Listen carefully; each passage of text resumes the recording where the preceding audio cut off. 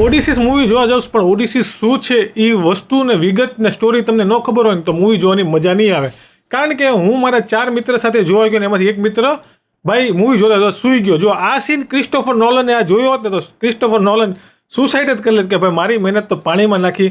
હવે એમાં મારા મિત્રનો વાંક નથી, કારણ કે સ્ટોરી ખબર ન હોય તો એને સમજાય નહીં એટલે મજા ન આવે.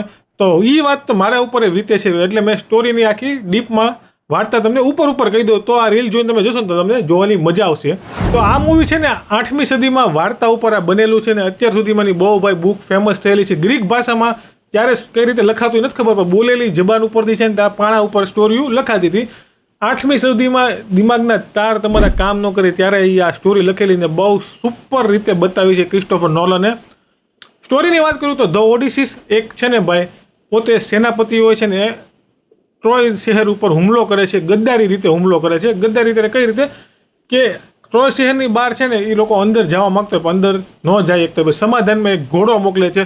બહુ મોટો ઘોડો હોય છે, 8 થી 9 ફૂટની મૂર્તિ બનાવેલી લાકડાની, એની અંદર આ લોકો સૈનિકો મળીને અંદર ગદ્દારી રીતે હુમલો કરી દે શહેર ઉપર. નિર્દોષ લોકોને મારી નાખે છે ને તો આપણા રાજા અશોકને કેમ ભાઈ અફસોસ થાય છે એ રીતે આ ઓડિસીસને અફસોસ થાય કે આ રીતે ખોટી રીતે મારી નાખવામાં આવ્યા છે. ત્યાંથી એના ઘરે આવવાનું ઇથેનિક 10 વર્ષ થઈ જાય છે એના ઘરે આવતા બધા અલગ અલગ ટાપુ ઉપર જે એની જર્ની છે એ બતાવી છે.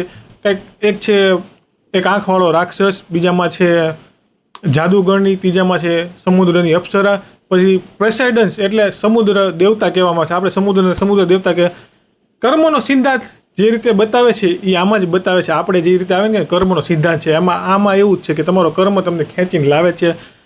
તો બહુ સારી રીતે બતાવવામાં આવ્યું છે ને ભાઈ. આમાં તો ભાઈ ક્રિસ્ટોફર નોલને આખી વાર્તા આમાં હું ટૂંકો પડું કહેવામાં તે આ તમે જોવા જાઓ મૂવી એટલે હું તમને થોડીક ઉપર છેલ્લી વાર્તા કહું એટલે મજા આવે જોવાની.